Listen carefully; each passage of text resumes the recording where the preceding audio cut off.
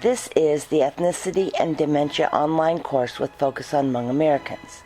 My name is Linda Gardner. I have worked with and conducted research in the Hmong American community for the past 15 years. To deepen my understanding of this ethnic minority, I traveled to northeastern Laos with a Hmong American friend where we focused our time visiting rural Hmong villages to learn more about their daily life. I've even been the recipient of a number of healing rituals, including a shamanic healing ceremony.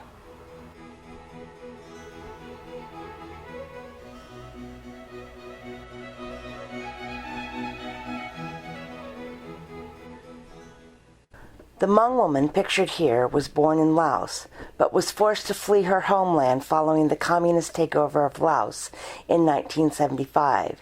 She is shown at Ban Vinai refugee camp in Thailand.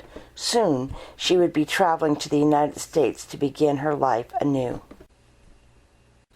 In the 1960s, the war in Vietnam covertly spread into northeastern Laos, the geographic area where a fairly large number of Hmong people lived. Hmong men and boys were recruited by the Pathet Lao Communist on one side and the Royal Lao Army with support from the United States Central Intelligence Agency on the other side. Those Hmong who supported the anti-communist effort under the leadership of General Vang Pao were stationed at Long Chen, an army base in the secluded highlands of Laos. They assisted the U.S. effort by monitoring the Ho Chi Minh Trail, gathering intelligence information for the CIA, and rescuing U.S. pilots who had been shot down by the communists. Following the communist takeover of Laos in 1975, the Hmong who assisted the United States were forced to flee their homeland or suffer persecution and death. The majority traveled on foot through the jungles of Laos and across the treacherous Mekong River to refugee camps in Thailand. They lived a tenuous existence in refugee camps until they were able to relocate to a host country such as the United States. Hmong people began arriving in the United States in 1975. Here is a map to show the geographic relationship between Vietnam, Laos, and Thailand. The blue line bordering the western portion of Laos is the Mekong River. The 2010 U.S. Census reported Hmong Americans living in 50 states plus the District of Columbia and Puerto Rico. The Hmong people constitute a growing number of our society. Traditionally, they have large families. In 2010, 41.8% of Hmong Americans were reported to be foreign-born. In Laos, few if any Hmong had access to education. This is reflected in the statistic that 84.4% of Hmong Americans had less than a 9th grade education. Persons over 65 years of age constitute a small percentage of the population, with the majority speaking Hmong as their sole language. California has the largest population of Hmong Americans. Elders usually live in the home of either their eldest or youngest son. The Hmong language has two dialects, either White Hmong or Green Hmong. Those speaking the White Hmong dialect are usually able to understand the Green Hmong dialect, but the reverse is not generally true. When possible, it is ideal to develop teaching materials in both dialects, but if not, the White Hmong dialect is generally preferred. Families are organized into an 18-clan structure. Membership into a clan is initially achieved through birth. Hmong people practice exogamy, requiring persons to marry outside of their own clan. Upon marriage, a woman leaves her clan and joins the clan of her husband. Traditionally, families are patriarchal, with members having well-defined roles and responsibilities. Interdependence is a core cultural value. Families recognize that anything affecting one family member will have a direct or indirect impact on all. It is for this reason that decisions are traditionally made as a group under the leadership of the eldest male. A clan leader is only consulted when there is an unresolved dispute. Traditionally, spiritual beliefs are closely interwoven with perception of health and illness and are critical to spiritual well-being. By tradition, the Hmong people practice a combination of animism and ancestor worship. Within the belief system of animism, each person is born with multiple souls. The exact number may differ by informant, but usually it is agreed that there are 3 primary souls. These souls must remain in harmony to achieve and maintain health. Spiritual illness occurs when one or more of these souls become separated from the human body. It is believed that the environment is comprised of natural entities and that each entity has a spirit. Natural entities include trees, rocks, and bodies of water. The spirits of these entities may have either a benevolent, malevolent, or a neutral effect on human souls. Those with a negative impact may disrupt the person's spiritual harmony. Ancestor worship is also an important aspect of the traditional spiritual beliefs of Hmong people. They believe there is a strong interrelationship between the physical world of the living and the spiritual world inhabited by deceased family members. This is a reciprocating relationship. Spiritual harm may result if the reciprocating nature of this relationship is violated. When spiritual imbalance is suspected, a shaman is consulted. The shaman has the unique ability to travel to the spirit world to determine the cause of the problem and determine how best to rectify the problem. Some illnesses, particularly those that are less severe and non-life-threatening, may have a biological cause requiring treatment with herbs and organic substances such as dried animal parts. These remedies may be used alone or in combination with spiritual healing. Overall, a trial and error approach plays an important role in determining the cause. However, depression and cognitive impairment are often seen as having a spiritual cause. In Laos, the Hmong people are dependent on traditional healers such as shamans and herbalists to treat illness. It must be emphasized that Hmong Americans are a heterogeneous people as determined by individual spiritual beliefs, level of education, ability to speak English, their country of birth, and degree of acculturation. Generalities should not be made. Each person must be assessed on an individual basis.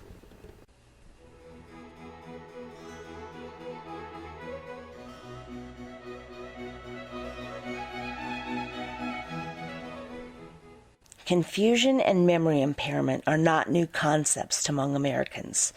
The Hmong have a word that is used to describe someone with these problems. They have a proverb that addresses this issue. The proverb compares an elder who has memory impairment with a tree that has been hollowed with age. However, there's no word in the Hmong language that directly translates to the word dementia. Anyone interested in learning more about the traditional views regarding the cause and treatment of memory impairment and confusion in elders in Laotian Hmong are encouraged to refer to the citation on the screen. A Hmong woman was even featured on the cover of this journal. Just to pique your curiosity, this article includes a story cloth that features a Hmong woman living in Laos who has confusion and memory problems.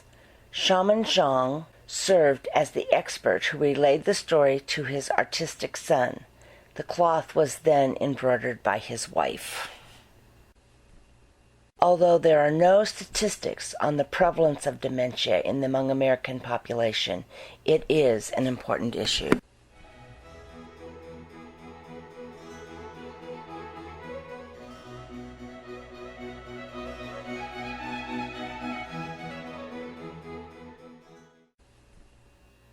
Unless you speak Hmong fluently and understand the language well, you will not be able to appropriately and adequately assess and treat Hmong older patients. Also, given the complexity of the medical language, it is vitally important that you use a competent and qualified Hmong healthcare interpreter and not a family member to conduct your assessment and provide you treatment. At the same time, because of sensitive and private information are being shared, out of respect for the patient's family, patient himself and herself, and the person interpreting, just don't use family members. Lastly, in my own personal experience, live person interpretation is preferred over telephone line interpretation because of their high context language communication versus low context language communication like with most Western language. The following are key factors when assessing and treating Hmong American clients. Acculturation. You will find it easier to work with younger and educated Hmong Americans than you would with older Hmong Americans who have less formal education and with little or no experiences with mainstream culture. Also, specific experiences with Western medicine, regardless of education and generation, has better outcomes when working with Western doctors. Another factors are their cultural beliefs and practices. These play a key role in patients' behavior and reaction toward Western medicine. Most of the elders see the primary cause of illness as not physical cause, but spiritual. Therefore, you may be their second or third choices of care. Also, they have viewed Western medicine as, quote, experimental, unquote, with no guarantee of, quote, cure, unquote. So a traditional Hmong adult male patient and his family members are where you will most likely have issue of non-compliance with treatment plan and resistance to having certain invasive procedures done. And with regard to mental health illnesses, Hmong usually perceive these problems as negative stigma. Family do not talk about them, and other Hmong people often avoid the person and sometimes the family altogether, specifically with dementia. If it occurs at a younger age, more likely this will bring a more negative stigma. But if dementia happened during old age, then it is not. We recommend following the National Institute on Aging for a quick assessment of cognitive impairment in older adults. Health assessment must be done on an individual basis. With Hmong elders, the individual assessment must be done through a qualified and trained healthcare interpreter and with the family member that is most knowledgeable about the patient's health and disease process. And be open-minded, as you will not get a straight answer to the questions you ask. Sometimes the answers are intertwined in story, and the answers may lead you to refer to alternative healers as part of your treatment plan. At the present time, most of the cognitive assessment tools are unreliable and invalid as they have not been normed for this particular population. The goal of these quick assessments are for primary care providers to screen and monitor for cognitive impairment in their patient. At the present time, none of these cognitive assessments are linguistically and culturally appropriate for assessing cognitive impairment in Hmong American elders, as they have been shown or can be seen to have adversely influenced by education, age, language, and verbal ability of the Hmong patient. But Johnson has demonstrated that both the MMSE and mini-cognitive or mini-cog are best for primary care to use as assessment of cognitive impairment, with mini-cog being not adversely influenced by education, age, language, and verbal ability.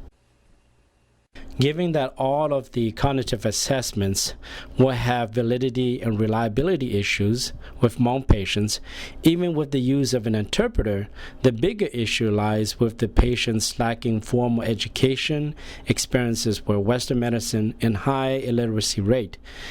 These above factors will significantly affect how they perform on these cognitive assessment. Therefore, we recommend adapting the orientation and fund of knowledge in the assessment portions of the instrument, as well as the contents that reflect immediate and long-term memory portions of the instrument.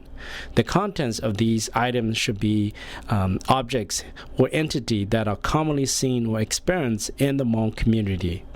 And with the above recommendation, we recommend that txog has a potential instrument for assessing this population. Furthermore, the drawing of a clock and the 3 words choice item appear to be culturally appropriate, as they may appear to be less susceptible to an influence of education, age, language, and verbal ability.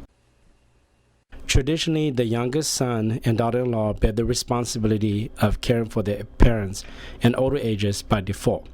Now, the new practice has been that the elderly parents are choosing to live with the sons and or daughter-in-laws who cares more about the elderly parents and make them feel more appreciative. Also, depending on the severity of the patient's condition, it may be better for him or her to be cared for and stay at home with one of their children. Unless the patient's care requires more specialized attention, Hmong family will rarely take the elders into a nursing home or immediate care facility. With regards to health decision-making within the family, that responsibility falls to the elder son and daughter-in-law or younger son and daughter-in-law. They are the primary caretaker of the elderly parents. Other leaders and elders in the family will be the secondary option. Here was a clinical case that I had the opportunity to work on. This was a 80-year-old traditional Hmong male who is living with his children because his wife has left him. He was disabled, wheelchair-bound for most of the day. He received SSI and had in-home supported services. He was depressed and did not want any outside help, but only his family. Clinically, I noted that he was quite forgetful. Specifically, he was not able to retain what I just said to him. He mainly just kept repeating back old information that he was able to remember. There was aphasia, agnosia, and apraxia noted in this elder. Due to his immobility, there was quite a decline in his social functioning and also in activities. I diagnosed him on axis 1 with senile dementia with depressive feature, and then on axis 3 with multiple chronic health problems such as diabetes, hypercholesterolemia, hard of hearing, and overweight, and then on axis 4 issues of acculturation, poverty, language barriers, and vision problem, and then with the gap of 45. Given the patient's cognitive impairment, I work closely with the child that provided care for him and gather as much information as I can. At the same time, I ask the child to see if there are other elders that the patient associated with that could also provide any other information about his conditions and behavior. Those is to show respect and thus increase the rapport with the client and his caretaker as well. Regarding adaptive assessment, I asked whether he knows about the keeb, which is a traditional Hmong instrument that are used to play in a number of events, and I showed it to him, and he said he does, but that he doesn't remember how to play it anymore. This is confirmed by his son's remark about his father slowly not remembering to do things. It is a practice that Hmong parents take care of their children when they are young, and the children will take care of their parents when they are old. Therefore, exploring best care options with children and other family members is key to making sure patients get the most appropriate care, even if that is not the best. Finally, it is important to collaborate with the patient's primary care provider, especially when there are physical illness present, like in this particular case. At the present time, there aren't many medications that have been approved for specifically treating dementia. Here's a list of the drug categories and medications that are commonly used to treat various symptoms associated with dementia. The ones highlighted in blue are medications noted to be most frequently prescribed for Hmong patients. Regarding medications with the Hmong people, Over the many years that I've worked with medical providers and Hmong patients here in Fresno, two interesting myths seem to emerge consistently. First, with providers complaining that Hmong patients do not take their medications as directed. Second, with Hmong patients saying the medicine will worsen my condition. So what happens? Doctors will be prescribing different and more stronger medications, and patients carrying bags and bags of medications when they come to see me for psychological services. When working with Hmong patients, these are some important thoughts to consider. Make sure you only use qualified and competent healthcare interpreters. Do not use family members and any other Hmong interpreters because healthcare language is a specialized language in itself. If you're going to use any kind of assessments, know that they may not be culturally and linguistically appropriate and valid for Hmong patients. Therefore, it might be best to work from a holistic perspective that includes family members, others in the culture, and the primary care provider. Finally, when working cross-culturally, your opinion of best care for the patient may not be as important as what's the most culturally appropriate for the patient. A nursing facility may be the best option, but the home of the patient's child may be culturally better.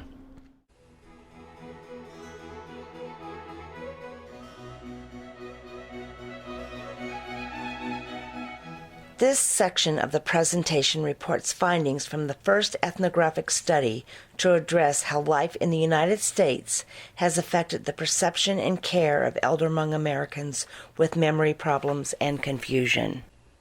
The study was conducted in the St. Paul, Minneapolis metro area, which has the largest concentration of Hmong Americans living in the United States, and extended into Wisconsin. This slide provides demographic information on the informants for the study as well as the care recipients. Interviews were conducted with family caregivers, traditional healers, and community liaisons. The majority of interviews were conducted by the investigator with the assistance of a certified healthcare interpreter. The majority of caregivers labeled the elder's condition with the traditional Hmong term that was previously identified. Only 6 of the care recipients had actually received a medical diagnosis for this condition, with one informant adding, "But many of us do not know what this means," referring to the diagnostic term. The term dementia was perceived with a negative connotation. For example, one caregiver stated, "In America, they give this diagnosis to crazy people, but I don't think she's crazy. It's her memory. She doesn't remember what she's eaten. She doesn't remember what people have told her or what people have done for her. So her memory is not there." The perceived cause for the elder's condition varied by the informant. Shamans attributed the condition to soul loss. In comparison, a Hmong Christian minister said the person was unfulfilled emotionally. He elaborated by stating, "Their spiritual side is empty, so they have no hope for the future. The emotional affects the physical."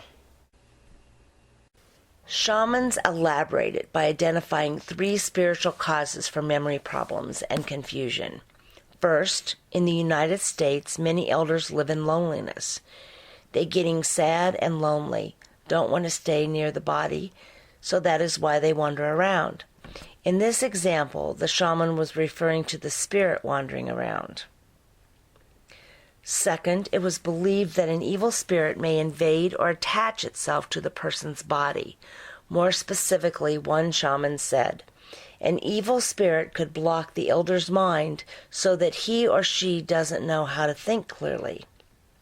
And third, evil spirit takes the person's soul and tortures it, causing the person to become crazy and forgetful.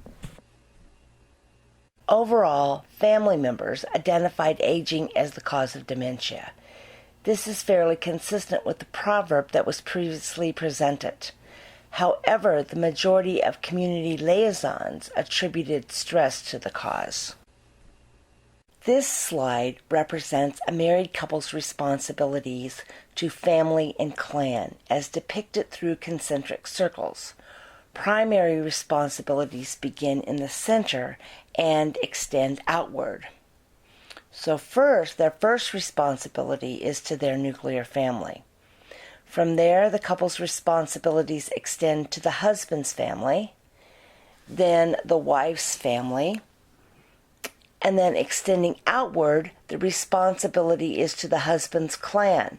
Because remember, the wife joins her husband's clan upon marriage.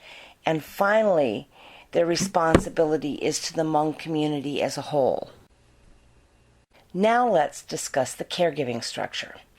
The caregivers in this study said that the eldest son has the primary responsibility for his aging parents, with his wife providing the actual hands-on care. Conflicts with this tradition are emerging due to changing roles and lifestyles of the Hmong people living in America. Some persons outside of this study have argued that it is the youngest son who has the primary responsibility for his aging parents. It may be more accurate to say that in America it is either the youngest or the oldest son who has responsibility for the care of his parents. The overwhelming majority of caregivers viewed their role as an honor in return for the love and care that had been given to them by the elder. Caregiving also served as a model of traditional values for younger generations. The caregiving role was much more difficult for women who had a career outside of the home. Regardless of the personal beliefs of the caregiver, traditional healers were sought when the elder retained beliefs of animism and ancestor worship. Shamanic healing ceremonies were used to promote spiritual well-being and family unity. The religious leader recommended that Christian Hmong seek spiritual assistance when initially confronted with memory impairment. However, since the majority of family members viewed the elder's condition as a normal part of aging, they did not seek treatment from a physician unless accompanied by a health crisis.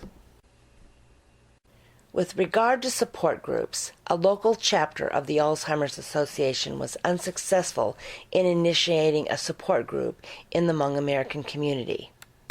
One community member was puzzled as to why a family would seek the assistance of strangers to discuss such a sensitive issue.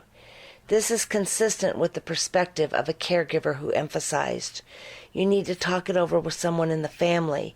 You have to keep it in the family." Overall, caregivers were selective about whom they chose to confide in regarding the elder's condition. Open-ended questions were also included to address access and use of nursing homes. At the time of the study, the geographic area had a few units that were advertised as specializing in the care of Asian Americans. However, family members identified the need for culturally responsive care. The following criteria were identified as essential and included Hmong-speaking staff, serve foods that are culturally appropriate, be located in close proximity to family to allow frequent visits, be welcoming to family members, allowing flexibility for residents to practice traditional ceremonies such as Hmoob, which is a soul calling ceremony, for those who retain animistic beliefs, and prayer ceremonies for those who are Christian. Family caregivers identified a critical need for teaching materials that were culturally sensitive. As an initial effort, I am the primary author of a picture book for Hmong American children and their families. The title is Grandfather's Story Cloth. General themes from the life experiences of Hmong American family caregivers provide the storyline for this bilingual illustrated book about a grandfather who has Alzheimer's disease and his grandson. The book introduces the idea of using a story cloth to stimulate grandfather's remote memory as a means of promoting communication and understanding between grandfather and grandson. The story clearly states that grandfather has been seen by a physician and has received a diagnosis of probable Alzheimer's disease. This slide shows an illustration from the book. This painting includes a discreet message that grandfather has also been treated by a shaman. Can you find the clue? If you look closely, an applique has been added or sewn to the back of grandfather's shirt. This was done during a shamanic healing ceremony in an effort to extend grandfather's mandate of life. With an increase in life expectancy, there is an increased risk for dementia. Caregiving of elders with dementia pose new challenges for the Hmong American community. Family/clan and spirituality are primary factors in determining care for these elders. The roles of family/clan members are well defined based on gender, generation, and kinship. Specific to this study, these roles define caregiving responsibilities of elders with dementia and extend outward to the use of community services. Spiritual orientation influences perceived cause and health-seeking behaviors. Study participants identified dementia as a neglected issue within the Hmong community. There is critical need to develop culturally and linguistically appropriate family caregiver training programs. The Hmong community rely heavily on family and clan for support and information. Outreach efforts should include these authority figures. Suggested research implications are listed on this slide and include: collaborate with Hmong American healthcare professionals for development of a linguistically and culturally responsive educational program for family caregivers. Seek endorsement from community leaders regarding this program. Select locations for presentation that are easily accessible and culturally meaningful. And one example might be the Hmong Cultural Center. Finally, design studies to assess knowledge pre- and post-test, as well as the strengths and weaknesses of the program.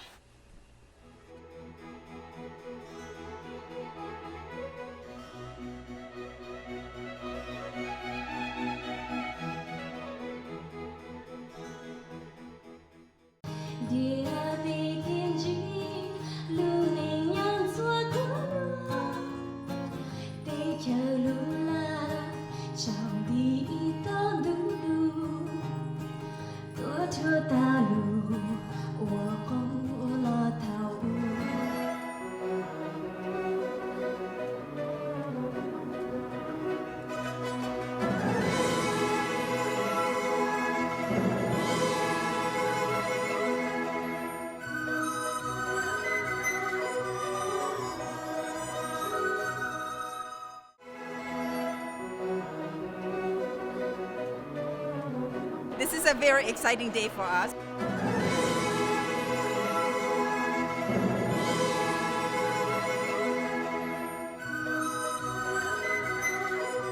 It's wonderful to see so many Hmong families here, both old and young, and I think the significance of the exhibit is that it also tells our community and our younger generations about where we came from, but it also serves to explain the reason why we are here to the mainstream population as well. So this is just wonderful. This celebration is not just a Hmong celebration, but a we Minnesota celebration.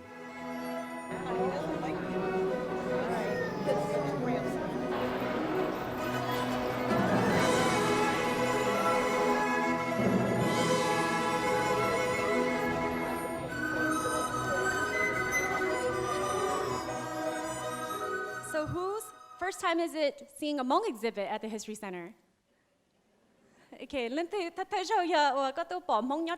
History Center. Everyone's hand should be up. It should be like this, right? So I want you all to give yourselves a round of applause because you made that happen.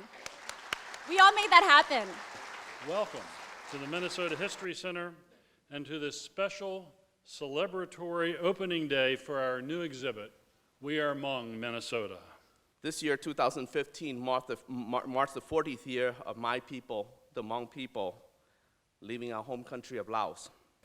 We are very proud of this exhibit, and we're so proud that you are sharing your stories with all of us. You make us richer for it. I look back now and find it hard to believe that 40 years have passed by. We were refugees seeking freedom and peace from war. We arrived to a new language, new laws, different cultures, not to be mentioned the winter weather. I can't express my thanks enough. So thank you for coming. Thank you for sharing your stories with us. And I hope you enjoy the exhibit and the rest of the programs for the rest of the year. Thank you.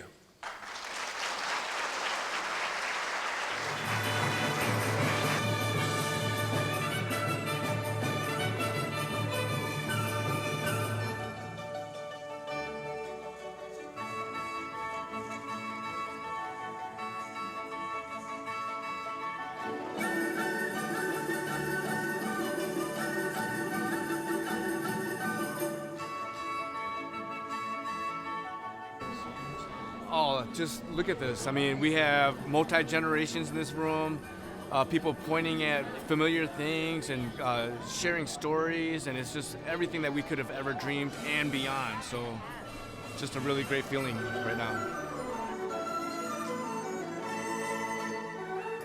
I loved seeing all the kids here today. I just was over and over again gratified to see families with, grandma and grandpa on down through the generations, down to the babies in the strollers. That was very, very gratifying.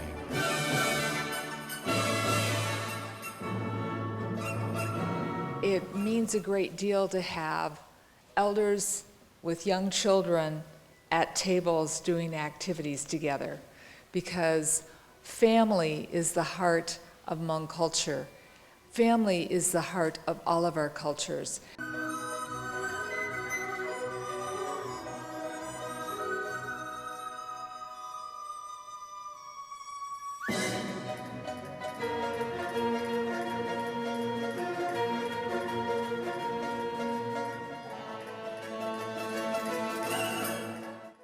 And when we get an opportunity to watch intergenerational experiences sharing arts and crafts and language and stories, both sad and happy, it makes for a healthier child, a healthier community, a healthier state, a healthier nation.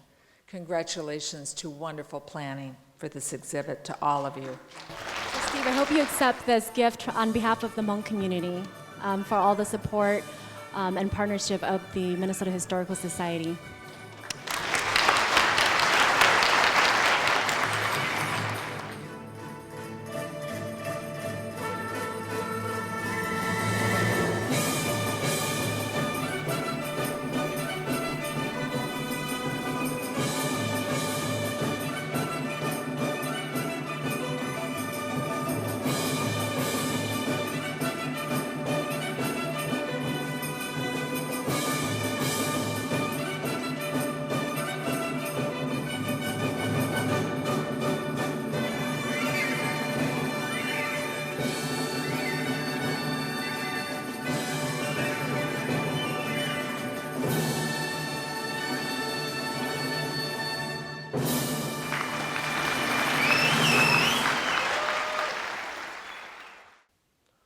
Years ago, I was 10 years old.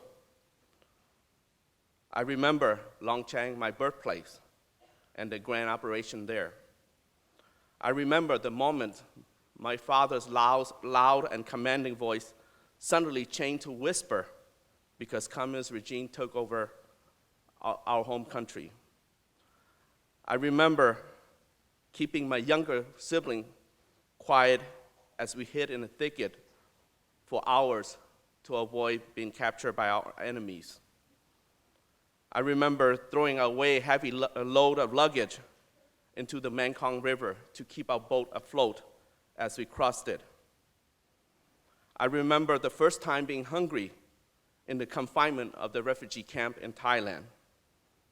I remember the wailing, the long and loud crying of our elders as the plane take off from Bangkok airport leaving Asian soil because our elders thought they would never see their home country again. This was just my story among the thousands of Hmong stories.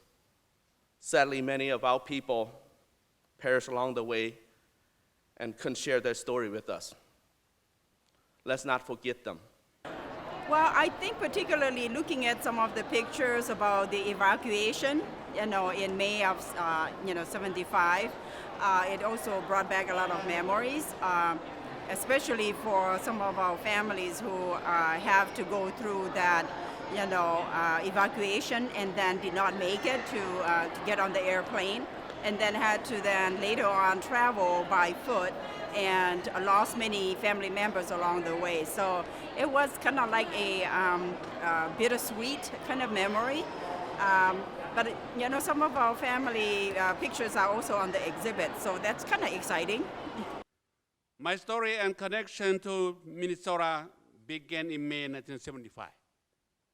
The beginning of our Hmong people's search for freedom and destiny. At that time, I was a colonel finishing training in the United States at Fort Bragg. I was away from my family, and the pressure of the communist law made me worry for their life and safety. From that time on, I knew that everything would be different and our life would be changed forever. It was a time for uncertainty and fear. We also thank our veterans and our parents for their sacrifices, because they are the ones that gave up so much. They give so much so that we all could be here and have this day.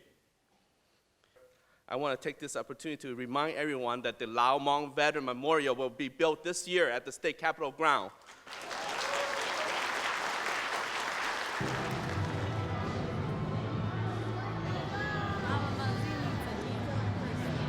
Chẳng đủ tua chia lỡ cho chỉ con để to khi pro cho gay thay hình tua mũ nó bên mong sợ đời tin để lên tua sáng đầy plong đầu xương đầu tua gió ý cho gay.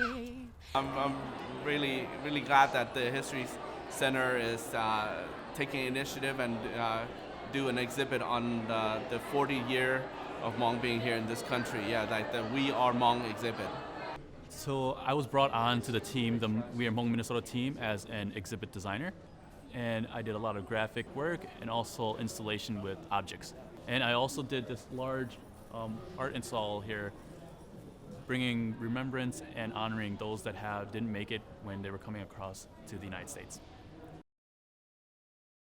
This is like a true collaboration. The History Center has been instrumental, obviously, in providing the physical space and funds to make the exhibit happen, but every piece of artifact, every story, even the way that the exhibit is being designed and set up, the colors, the branding, the schemes, the outreach, that has all happened as a result of a lot of conversation.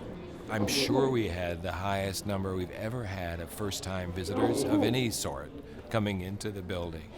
Not just Hmong visitors, but of anybody who've never been here before. Our Historical Society has already made a great investment in Hmong history, and now we're able to show a lot of it. I love the office. It's so thank beautiful. you. Yeah, thank you. How'd you hear about the exhibit? I read about it this morning in the paper. And then you came? Of course. I wouldn't have missed it. I was born here in this country, and I've always felt like I couldn't quite fully embrace my American identity because it felt like doing that meant I had to neglect my Hmong identity.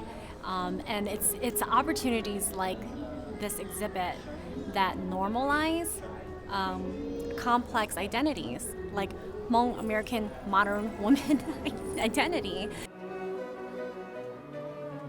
We included a lot of women on our advisory group, and that's a really important thing for Hmong women in Minnesota, who I think have only in the last couple of decades begun to feel like their voices were being heard in the community, and they feel like they have made great strides in terms of leadership in positions of power and influence, and so we included a lot of women's stories, women's artifacts in the exhibition, a whole panel on women, a whole women's timeline in Minnesota. So that was important. That was an important perspective that we might not have gotten if we'd done this exhibit in 1990, let's say. In Minnesota, our children have had the opportunities to succeed and fulfill dreams that I have never imagined. I'd like to speak to the young adults and the children. I'm going to say something you have no idea what I'm saying. Jeg så glad vi gjorde klart til dobbelt nær så slutt. Ham I Norwegian. That is all the Norwegian I know. And it is a hole in my heart when I think of my elders who came across in steamers and built the railroads and farmed in the sod houses. Language is important. Language is rhythm, it is life. For those of you who think, oh, it's not all that cool to learn the language of my ancestors, I'm here to tell you, don't miss out on that opportunity. It will not only make you a smarter student, it will ground you and make you a stronger adult as you grow older. Learn your language, embrace your culture. 就走到他碰梦天做些接给到北戴阿认得天要读他天贴做好给走北梦到 We invited the community out today to put their signature on this historic book. The idea for the book is that it is the very first Hmong name book in history. Our Hmong history is that we were never allowed to write our language, our words, our scripts down. Our history was not recorded in history until we came to America. And so this is something very significant because people are like, wow, finally we have something in history that talks about our Hmong names. And that's a big part of our identity. And so when they started giving me all this feedback that they just love that their name is in print somewhere, I thought, you know what better way to celebrate 40 years of Hmong people here in America than to have this book printed in this huge size and have people come out and actually put their signature in this book. I want people to feel like they're a part of something important, and that they matter, you know, and that now we actually have a book that celebrates our Hmong names, because that's a big part of our identity. Today, the Twin Cities metro area is home to 66,000 Hmong, the largest urban Hmong population in the United States, probably in the world outside of China. And there are another 11,000 Hmong in the rest of Minnesota. In November 1975, the first Hmong family arrived in the land of 10,000 lakes. St. Paul became the magnet of our Hmong community. Then came the second 10 years. Those who were brought as children grew up to take leadership role. Many took the first Hmong titles in their own profession, like the first Hmong medical doctor, like Dr. Paul Shong, Dr. Lor, the first Hmong lawyer like Christopher Tang Tao, the first Hmong farmer, the first Hmong grocer, the first Hmong public elected official, Ms. Chua Lee. I know she's here somewhere. Everybody give her applaud for that too. Then came the third decade of Hmong life in the US, where we earned enough income by buying homes and forming communities in Frogtown area, Eastside St. Paul, North Minneapolis, and Brooklyn Park. We built Hmong markets, Hmong town markets. We built Hmong Village Shopping Center, and even self-proclaimed our favorite spot at the Phelan Picnic Ground as the Hmong Island.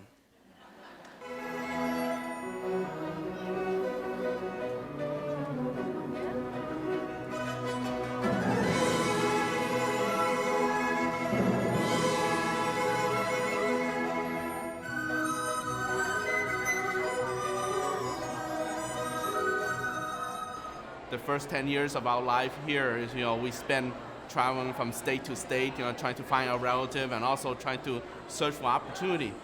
And it showed that Minnesota has the better opportunity for Hmong people. And that's why Magna congregate a lot of folks here because it has the right equation for Hmong people.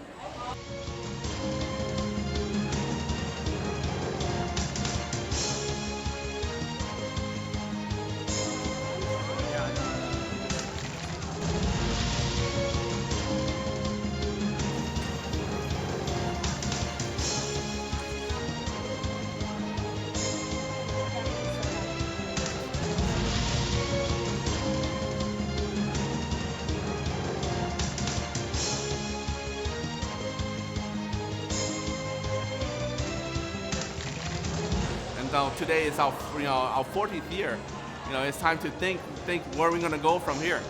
Where we gonna go from here? Rather than we open our wings and like a monarch butterfly and be beautiful and helping other people.